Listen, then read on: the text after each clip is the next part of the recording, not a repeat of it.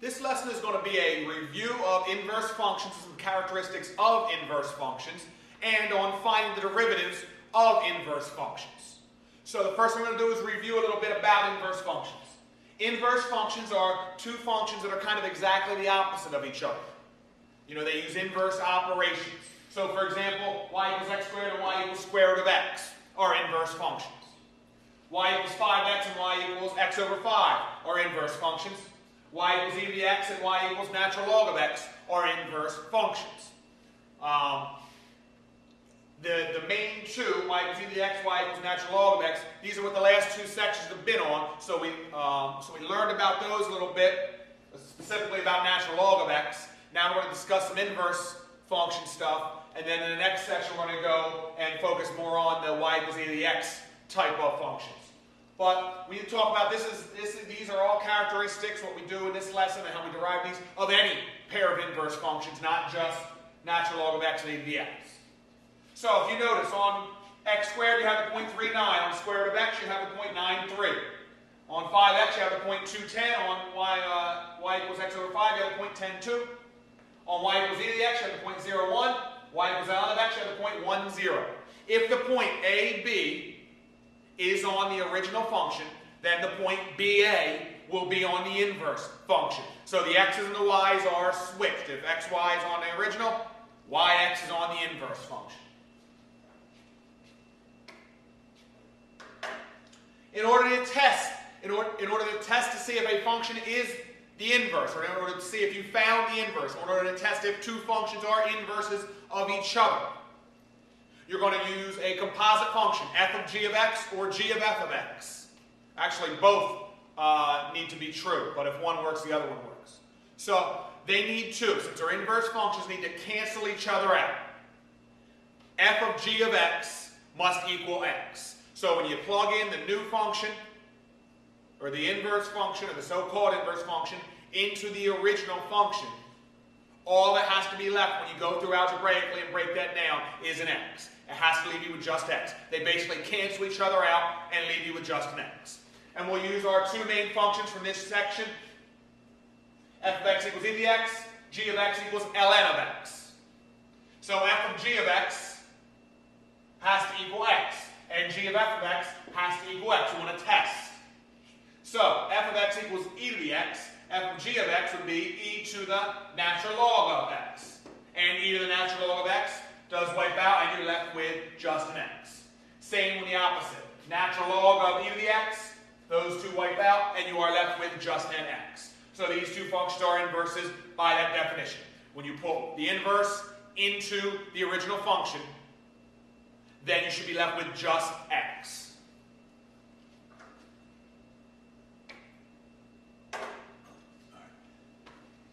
Some characteristics of inverses and inverse functions. You find an inverse by, if you have the equation or you have the function, you find the inverse by switching the x and the y in the equation. Once you switch x and y in the equation, you have a new equation. That is the inverse. Now, if they ask for the inverse function, you have to solve that to make it say y equals, or f of x equals. But once you switch x and y, it's a totally new equation. So that is an equation for the inverse. But usually a textbook or a test or a teacher will ask you for the inverse function. So you switch x and y, and then you solve for y. It's now in the place of where x used to be. Because in order to find an inverse, you switch the x and y. The graphs of the two equations will be reflected over the line y equals x. You took x and y, now they reverse directions. So since x and y's are switched, they're going to have a reflection over the line y equals x, the graphs of those two inverses. Now, not all inverses are functions. Just because you start with a function, the inverse does not have to be a function also. It could just be a relation. The definition of a function is that every x value has no more than one y value that corresponds to it. Usually it has exactly one, but there are some functions where it doesn't exist in certain spots. So every x value has no more than one y value. You test for a function by using the vertical line test. So if a vertical line goes through more than one point, it's not a function, it's just a relation. Well, the inverse of a function is going to take those x's and y's and switch them. So now, the y's, the original y's, can't have more than one x. So in order to test, if you're given a function, you're given a graph of a function, or you're given a tabular data of a function, in order to test to see if its inverse will also be a function, instead of using a vertical line test, you're going to use a horizontal line test, because you switch the x and the y's, and that relationship is now basically the opposite. So in order to test, if you're given a function and you want to know, is the inverse of this going to also be a function, also going to pass the vertical line test, you can use the horizontal line test on the original function.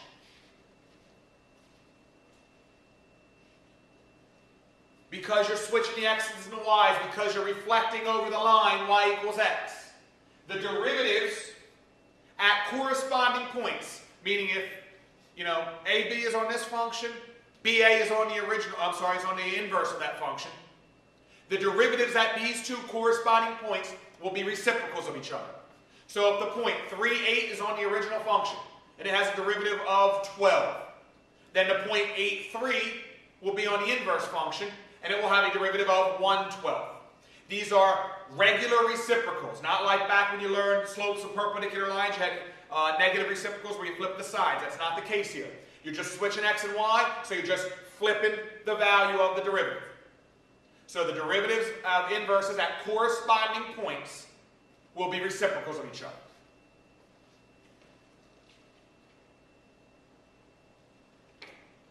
So now to calculate the derivatives of inverse functions. F with a little negative 1 up there of x equals g of x. This is the notation that says g is the inverse of f. The negative 1 up here between the f and the parentheses, the variable, that says f inverse, the inverse of f. That's the notation for that. So g is the inverse of f. G prime of x, meaning the derivative of the inverse, is going to be 1 over f prime of g of x. So the derivative of the inverse at its x point is going to be 1 over the derivative of the original function at the inverse's y point. G of x would be the y of the inverse. So the derivative at the x value on the inverse is going to be 1 over the derivative of the original at the y value of the inverse. So, using a's and b's and specific points, and this might help you clear up this notation here. If the original function has the point AB on it, its corresponding point on the inverse will be BA. So, if you want the derivative of the inverse at some x value, which is b here, so the derivative of the inverse at b is going to equal 1 over the derivative of the original function at a, because that's the original function's x value. The corresponding points flip. We're going to do 2 examples where you see this with specific functions and with specific values, so you can kind of get a little bit of practice. So again, we have this chart. This chart's very helpful. We're going to go over f of x equals x squared, g of x equals square root of x. So f of x is the original function, g of x is the inverse. X squared, square root of x are inverse functions. You know the point 39 is on f of x equals x squared. You know the derivative of x squared is 2x. So the derivative at this point, at 39, is going to be 6. 2 times 3. Now we're going to go over here. G of x is the inverse, square root of x. You know the point 93 is on that, which corresponds to 39, a, b, d, a. The derivative of square root of x is 1/2 x to the negative 1/2, which is 1 over 2 square roots of x. So the derivative of the inverse at 9 is 1 over 2 square roots of 9 over 1 over 2 times 3, 1 over 6. So these 2 functions are inverses of each other. The point 39 is here, the point 93 is here. The derivative at this point on the original function and the derivative of this point on the inverse function are reciprocals of each other.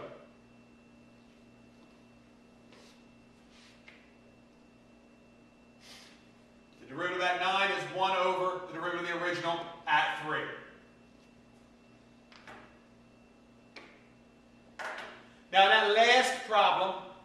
you were given the function and the inverse.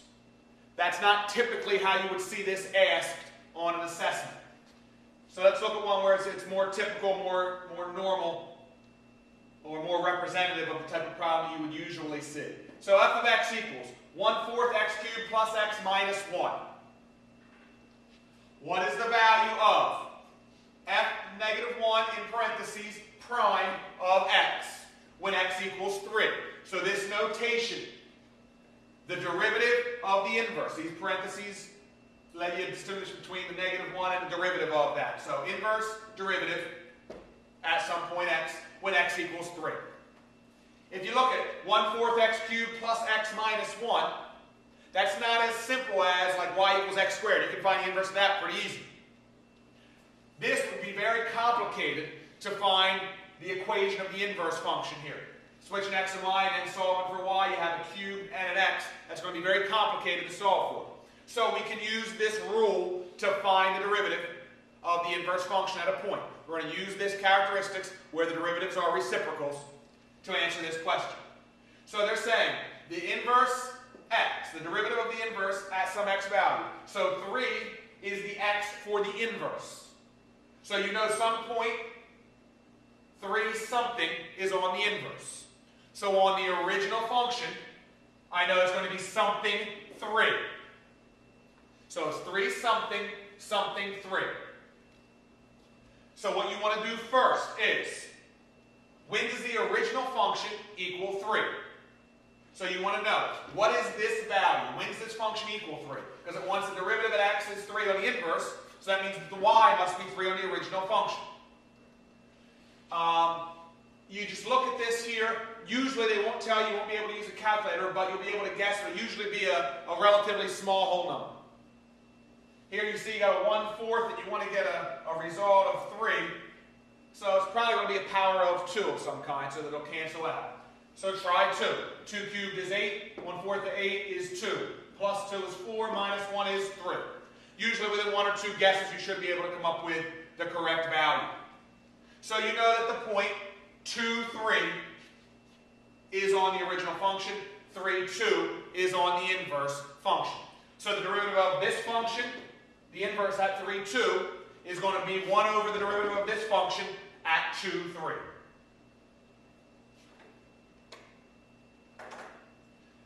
So,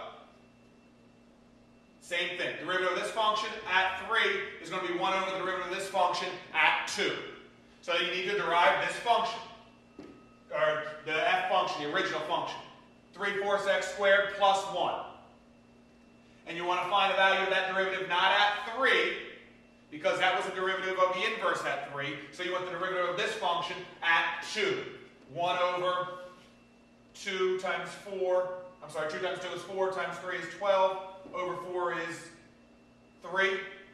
Plus 1 is 4. So your derivative of the inverse at 3 is 1 over the derivative of the original at 2, which is 1/4. So if 1 point's on the original function, the opposite is on the inverse function. The derivative of this point is going to be the reciprocal of the derivative of this, the original function at this point.